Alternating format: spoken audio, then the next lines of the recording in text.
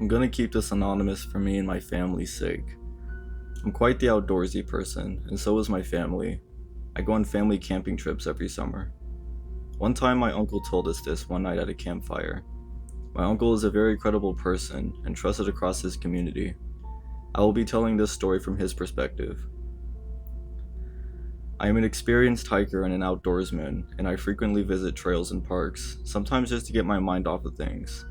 I am a teacher, so I have winter, summer, and spring break off. This occurred during winter break. It had snowed heavily and the weather was cold, but in the magical Christmas kind of way.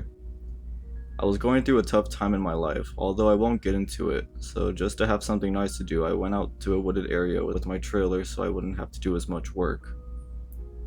It was a pleasant surprise to see the park was void of people, clearly not wanting to be in the cold weather. Me, on the other hand, I love the snow and cold. It's just peaceful for me. I booked for 3 nights. On night 2, it was amazing. The snow was nice and full, and the moon was bright.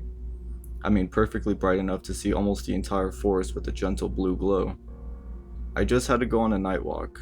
The trails around the area go pretty far, so I left just after sundown. The majority of the walk was uneventful. At the 2/3 mark of the trail, I heard a sound coming from the trees. A barely noticeable huff like something had been startled. I was surprised. At the time, I thought it was another hiker. I looked in the direction of the noise, and if I were to tell you that I was so scared that I heard ringing in my ears, it would be an understatement. I only saw a silhouette of him.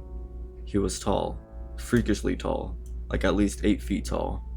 Long arms hanging down to his knees, standing upright like a person. Weirdly proportioned features, almost like what you see in Skinwalker stories, except it couldn't be one, the lines didn't match up. He stood there like he was shocked that I was there, like he'd never seen a person before.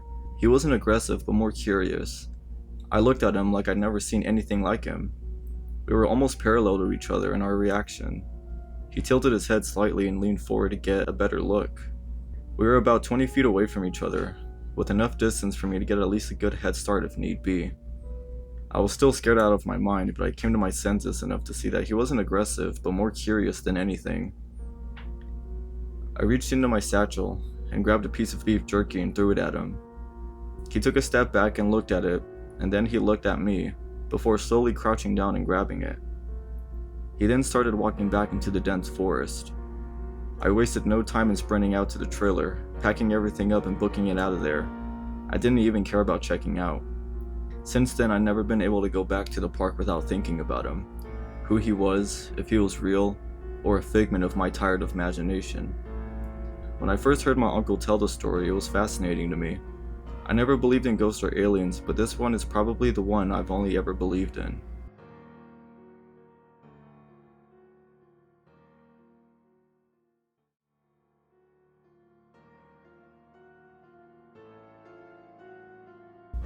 When I was younger, I'd go visit my grandparents all the time.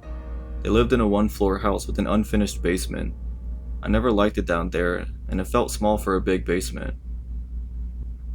There was a little door down there that was for storage, and I always got a horrible feeling when going close to it. And let me add, this was a newer house that was about 6 years old. Now during the time I was about 6 or 7, I felt so uncomfortable going down there. Even when I was with somebody, I didn't like it. I remember going down there with my grandma to help with something. She had to run upstairs because somebody rang the doorbell, and she said she would be right back, even though she knew how I felt about being down there, but I nodded and said okay. She was gone and I was alone, and I started to get a bad feeling in the pit of my stomach. I didn't want to move and didn't want to. Even though the lights were on now, this is where everything started happening and it still gives me chills. The lights started to flicker, and I started to hear noises and what sounded like talking, and it was not coming from upstairs but in the storage room. I heard someone say my name, and here's the part that freaks me out the most. The voice sounded like my grandma, and I was confused as hell how I'm hearing her when she's upstairs. I didn't want to move, but me being the curious one I am, I started moving towards the storage room door. The closer I got, the worse the bad feeling came. When I got to the door, the lights turned off in the basement. I wanted to run upstairs and hide, or go somewhere else that wasn't the basement.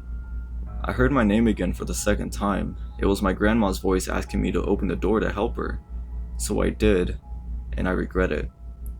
I couldn't see anything, it was pitch black. I couldn't hear anything but faint laughing.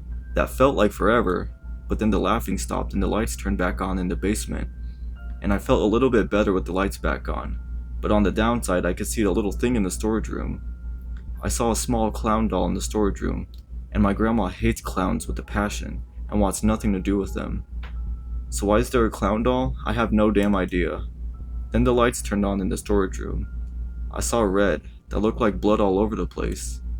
I screamed and blacked out, and the next thing I knew I was laying on the couch, my grandma looking at me and asking if I was okay. I have no idea if that was real or a dream, but it sure as hell felt real. If you have any ideas, please let me know.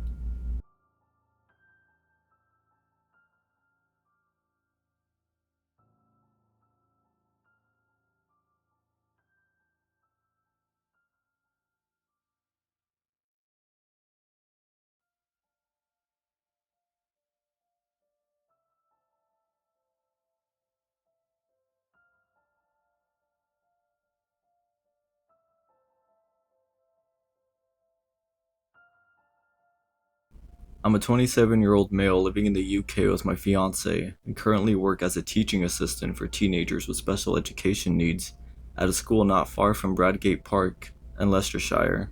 I have worked in a number of schools and children's homes, and these buildings, especially the children's homes, are usually old, renovated houses or halls.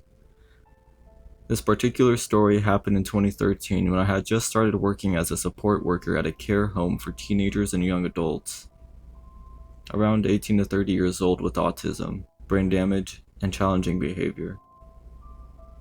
The house that I worked in was pretty big. There were 2 living rooms, a large kitchen, a games room, a study, and 5 bedrooms. There was also a huge garden with a summer house / activity room that led onto acres of field and woodland. I had been working there for about 3 weeks and primarily worked the waking night shift. This shift ran from 10 p.m. until 8 a.m., and it was my duty to make sure all of the residents were settled for the night and to get the cleaning done before the day staff came in to take over. I would usually get all of my jobs done for around 1 a.m. and spend the rest of the night listening out to anyone that woke up. I would watch TV, read my university course books, or sometimes just play games on my phone once I was finished. The residents usually slept all night. One night in particular, a young man named James, not the actual name for legal reasons, was particularly restless. He was not very big, but he had a lot of strength behind him when he got into one of his bad moods, and the slightest thing could set him off. He once threw a member of staff through a patio door because he had forgotten to put cold water in his tea before he drank it. He could not form full sentences and would communicate with fairly simple words put together in a way that he would understand. For example, he would say something like, "James, make breakfast," when he was ready to make breakfast, or "James, go outside," if he wanted to go outside and play. He was generally well behaved and could be quite funny when he wanted to, but he was also well known for his temper. At around 11 p.m., James got up and came downstairs to make a drink. I stood in the doorway and watched to make sure he didn't break anything or hurt himself, and he went back upstairs without any real bother. I sat on the top step and kept an eye on his door for maybe 15 minutes or so to make sure he didn't wake any of the other residents. Once he had settled, I went back to my cleaning. The room beneath James' bedroom was a communal living room with board games and a TV, sofas, books, and stuff like that. I was in there dusting and mopping the floor when I heard something heavy drop on the floor in the living room above. I knew James was prone to temper tantrums if he got frustrated, so I went upstairs and knocked on his door. As I reached for the key to open it myself, he opened the door and looked at me. He seemed perfectly calm and his eyes looked almost half shut, like he hadn't been asleep. I asked if he was okay and he said yes and put his thumb up. This was something he did when he was in a good mood and not stressed out, so I left him to it and told him to be careful, thinking that he had knocked something over. An hour or so passed and by now I was in the kitchen and cleaning the sink.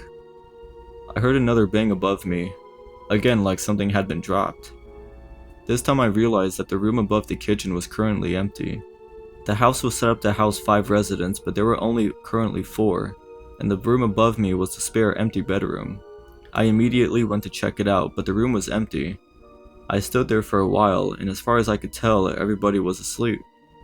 Due to the nature of their condition / behaviors, each resident has an alarm fitted to their door that's activated at night, so if anyone leaves their room, a small receiver box that the night staff carry around make a noise and the light blinks for a few seconds to indicate which door had been opened, numbered 1 through 5. The alarm had not gone off, so I knew that the noise was not from any of the residents. I got back to my cleaning and didn't hear anything else for the rest of the night. The following night I got to work just before 10, and as I entered the hallway I could tell something was wrong. James was at the bottom of the stairs covering his ears and humming loudly, and 3 members of staff were with him. After a few minutes he was escorted to the sitting room, and the house manager gave me a rundown of what had been going on. For the last 4 hours, James had been quite agitated and kept repeating the phrase, "Sarah, little girl," when asked what was wrong. This is something we had never experienced with him before, and the general conclusion was that he had seen something on TV or in a movie that stuck in his head and made him repeat this phrase. Soon after this, I went upstairs to do a quick check on all of the residents, but as soon as I got to the first floor landing, I noticed that the light had been turned off. There were 2 small corridors leading to the bedrooms on the left and right hand side of the staircase. James's room was on the left and the light switch was just outside his bedroom. I turned the corner to flick the switch, and there in the darkness was James, in complete silence. He was stood in the corner, completely naked with his eyes as wide as he could possibly hold them. A big guy, 6'3" and weighed about 220 pounds, but at that moment I was really creeped out. I spoke calmly to James and asked what was going on, and for a while he said nothing at all. Then as I turned the light back on, he let out an ear-piercing scream and started slapping himself around in the face. The sleeping staff woke up at this point and helped me to calm the situation and get James back in the bed before reassuring the other residents that everything was fine. After that night I had 4 days off. My shift pattern was 7 days on, 2 days off, followed by 8 days on and 4 days off, and I was relieved that this incident had happened just before my time off began. I got back to work the following week and was told that the situation with James talking about the little girl had got a lot worse. He would spend hours staring at the window that overlooked the garden saying, "Little girl, where are you, little girl?" And no one knew where he had heard the phrase. That night around 3 a.m. the alarm went off to say that the door in room 5, the spare room, had been opened. Now this instantly seemed weird, as the door to the spare room was always kept locked because it was being used for storage at the time. I went up to investigate and found James stood in the room in the dark. He didn't seem to notice me entering and was just standing there whispering, "Where are you?" over and over again. I gently touched his shoulder and said something like, "Come on mate, let's get you back to bed, it's late." James turned around and started heading back to his room, and for a second I was relieved. But then as I locked the door to the spare room, he screamed out, "Oh no," and started pummeling the door with both fists. As he did this, the alarm went off to indicate that the door had been opened. The only people with the key to the door were myself and the house manager. The door has 4 locks on it, 2 that require a key, and 2 that require electronic IDs. It was now 3:25 a.m., and the manager never came in before 8 a.m., so I presumed that there must have been some kind of mistake and continued to defuse the situation with James. He finally calmed down and went back to his room, so I went downstairs to check on the front door. To my surprise, it was wide open. I shut it immediately and started checking every room in the house in case someone had gotten in. I then checked on each of the residents to make sure that they were all still in the new house. Everything was fine. The next night, everything was calm until around 2 a.m. when one of the other residents, Connor, got up and said that someone was tapping on his window. I guessed that he must have just been dreaming, as his window was on the 3rd floor of the house and was at least 25 feet from the ground. I went back to his room with him to reassure him and checked his window. Sure enough, it was shut, and the security lock that prevents it from opening wide enough for someone to fit through it was still sealed. As he got back in bed, I heard footsteps on the stairs outside of his room. He froze for a second and looked at me with an expression of pure panic on his face. I opened the door to see who it was, but nobody was there. He was clearly scared by this and said, "Is he back?" My blood ran cold and I asked, "Who is back? What do you mean?" Connor looked over my shoulder and then sank down in his bed, pulling the duvet up to his mouth. I turned around to see what he was looking at, but there was still no one there. "Tell him to go away," Connor said in a scared voice. I tried to reassure him that nobody was there and left his bedside lamp on before leaving the room. I went downstairs and sat outside the patio with a cup of coffee. It was the middle of January, around -2 outside, but I felt like I had to get out of the house for a while. After about 40 minutes, I went back inside and washed my cup in the sink, dried it, and put it back on the cupboard. Beneath the cupboard was a locked, secure drawer where all of the sharp knives were kept until needed. The drawer was open slightly. This was obviously a major issue as none of the residents were allowed access to the knife drawer without supervision. I counted the knives and realized that there was one missing, so I woke the sleep-in staff and told them the situation, and we began a search. Nearly 2 hours later, we still hadn't found the missing knife, so we just decided to keep our guard and make sure none of the residents were hiding it. 2 hours later, at 5:30 a.m., the alarm sounded. It was the door to the spare bedroom again. I went up to check it out and found that the door was locked. How could the alarm been activated by the door opening if the door was still locked? I went inside and turned the light on. To this day, I still have no explanation for what I found, and I often think about this incident. The bed had been pushed from its usual place and was up against the wall, and the wardrobe doors were open. There were screws and nails all over the floor, but nothing was broken. But the most disturbing part? In the middle of the room there was a children's doll, a gold bracelet, and a missing knife from the kitchen. The doll was from an old-style baby doll. My guess, it was made in the 50s from the style of clothes and the overall look of the doll. The bracelet was simple but old-looking. I left everything as it was and reported it to the manager as soon as she arrived. No one ever claimed that the bracelet belonged to them and had been taken to a charity shop soon after along with the doll. After the doll and bracelet were removed from the house, James seemed to calm down and never mentioned a little girl or stood around in the dark again.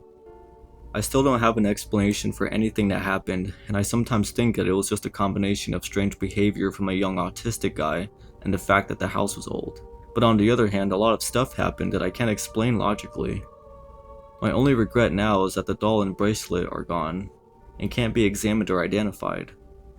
Maybe it was paranormal? Who knows? But now I work day shifts and do not have a plan on working night shifts again anytime soon.